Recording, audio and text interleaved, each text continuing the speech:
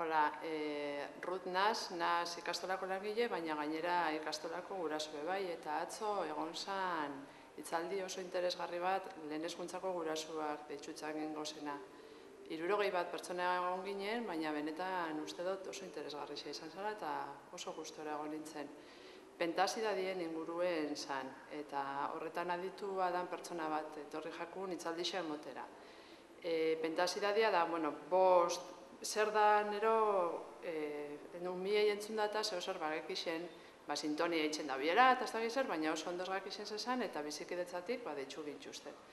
Kontua, berak, esplika guzkuna zan, dala ikastolak, familixak eta ikaslien artien, lortu biola gure umiak, zetia bizitza proiektu egoki bat eukitzi, eta horretarako zertan kolaboragoiken ikastolak eta familixak.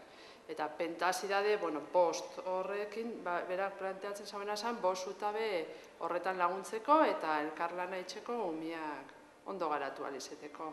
Bost horrek ziren, identidadien arluan, gorputza, burua, emozioa eta elkar bizitza. Eta, gero bakoitzakin, emozuzkun adibide praktikoak eta proposatu zuzkun ikastola proiektu honekin jarraitzen bada, gurasoendako itxia formazio saio batzuk, kasu konkretuekin, baina, nire balorazioa oso ona izen da, oso gustora egon nintzen, eta bertan egon zienekin eta hitz egin dutenekin, antzera pentsau gaben danok, eta gustau jakun nideia. Ez die gauza barrixa, baina bai pentsau barazi zuzkun, berzetan eragin gehiken gure umiak biera moduko personak izeteko.